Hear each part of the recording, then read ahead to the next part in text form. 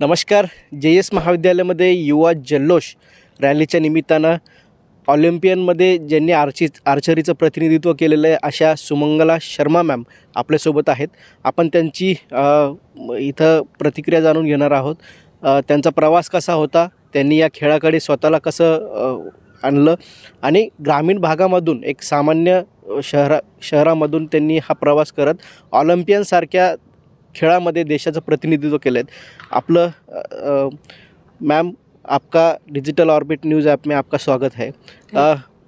मेरा पहला प्रश्न आपको यही रहेगा कि छोटे से गांव से आप ओलंपियन तक आपका जर्नी रही है, तो इस बारे में आपका क्या कहना है? ये सही कहा कि मैं छोटे से गांव की हूँ. मेरे पिताजी किसान थे और उनके पास इतनी ज़मीन तो नहीं थी कि जो हमारा इतना लालन पालन अच्छे ढंग से कर सकें.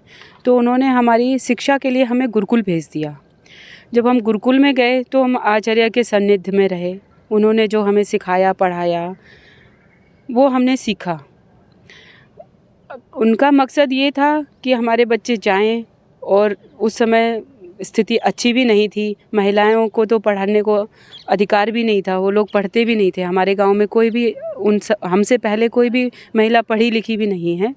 तो हमारे पिताजी या हमारे ताऊ जी ने हमें भेजा गुरुकुल में पढ़ने के लिए. वहाँ पर हम गए. हमारे आचार्यों ने हमारा बहुत अच्छे से हमें सिखाया.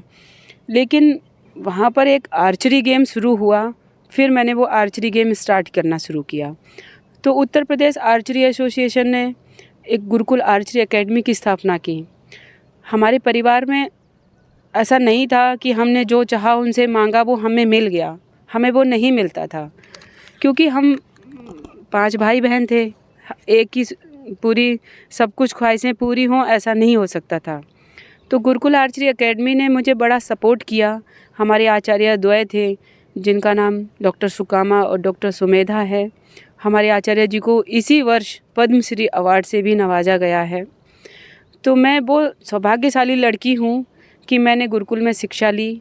वहाँ पर ध्यान, प्राणायाम, आसन सब सिखाया गया. उसने मुझे बड़ा सहयोग किया. मैंने 2001 में आर्चरी शुरू की और 2004 का ओलंपिक खेला. मेरे लिए प्लस पॉइंट यही था कि मेरे जो 4 साल की जर्नी थी वो मेरी उससे पहले 10 साल पहले ही शुरू हो गई थी कि आपको ये करना है. मेरा मोटिव तो जैसे मैंने आर्चरी शुरू की 2001 में, तब से मैंने सोचा था कि मैं ओलंपिक में जाऊंगी. ओलंपिक होता क्या है, कैसे खेलते हैं, क्या होता है. जब ये विचार आने लगे फिर मैं उसके लिए अहरनिश प्रयास करने लगी. मैंने बहुत मेहनत की. तो मैं 4 साल के अंदर ओलंपिक टीम के लिए सेलेक्ट हो गई. बहुत सारे बच्चे थे जो 12-12 साल से ये सपना देख रहे थे कि हम ओलंपिक खेलेंगे, उस टीम में सम्मिलित होंगे. उनका सपना पूरा नहीं हुआ. मुझे वो सपना क्यों मिला? मुझे उसका जो माहौल था हमारे गुरुकुल का, जो एकाग्रतापूर्ण दिनचर्या थी हमारी, हर काम को बड़े अच्छे ढंग से करना, वो जो सिखाया गया है वो मेरे इस जर्नी में बड़ा सहयोगी बना. एक रोल मॉडल होता है कि आपने बताया कि आपसे पहले कोई गांव में शिक्षित नहीं था, तो आप एक रोल मॉडल के तहत आप सामने आई है. तो बाकी अभी गांव का जो वातावरण है वो कैसा है? अभी मेरे रोल मॉडल होने के बाद काफ़ी बच्चे पढ़ रहे हैं. कुछ बच्चों ने MA वगैरह किया भी है और अच्छी जॉब भी पाई है. लड़कों में ज़्यादा है, लड़कियों में अभी उतना सब नहीं है. उनका BA करने के बाद अभी भी उनकी जल्दी मैरिज हो जा रही है, वो सब हो रहा है. लेकिन परिवर्तन तो आया है. अभी पढ़ने में बच्चों का उनके पेरेंट्स ध्यान दे रहे हैं. पढ़ाई लिखाई के लिए स्कूल्स भेज रहे हैं. खेल की तरफ महिला अग्रसर होना चाहिए, इसके लिए आपका क्या ये रहेगा?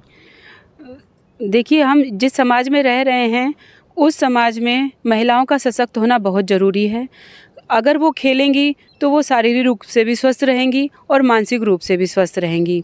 जहाँ जैसा परिवेश मिले, हर लड़की को उसी परिवेश में अपने आप को सुदृढ़ बनाने की पूरी कोशिश करनी चाहिए.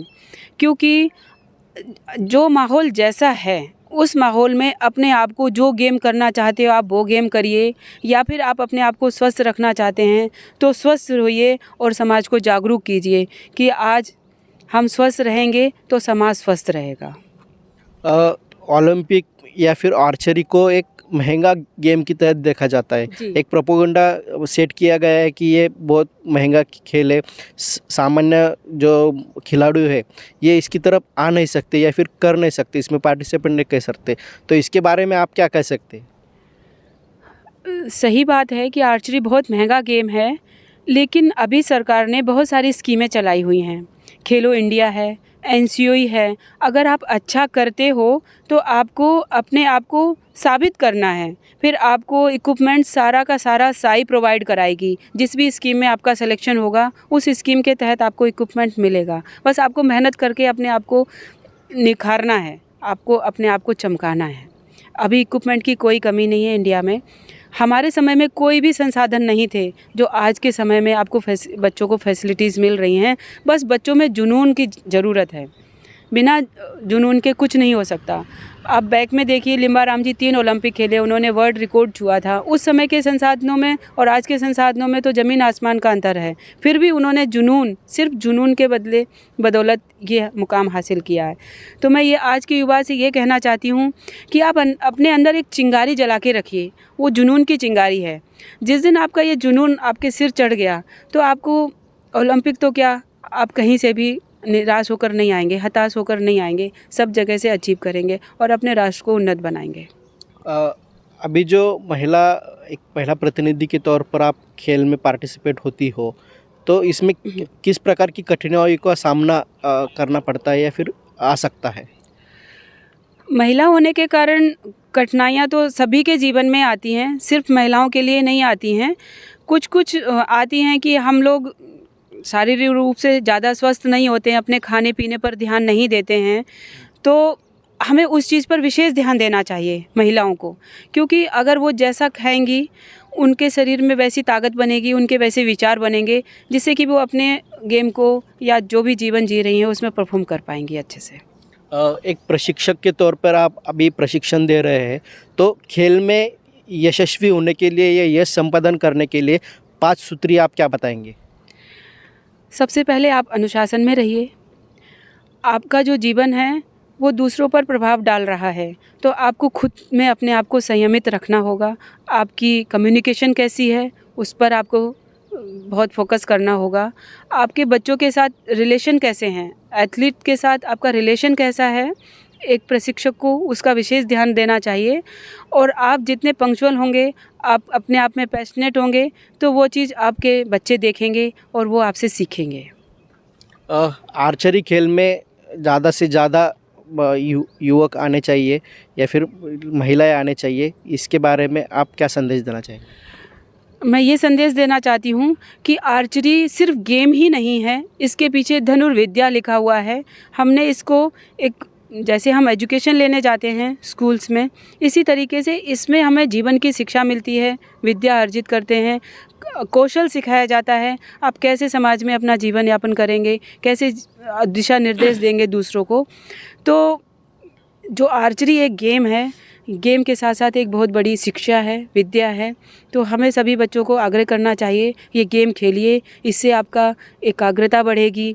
आप जो भी कुछ काम करेंगे उसमें तल्लीन हो जाएंगे। जब तल्लीन हो जाएंगे तो आपको सफलता जरूर मिलेगी।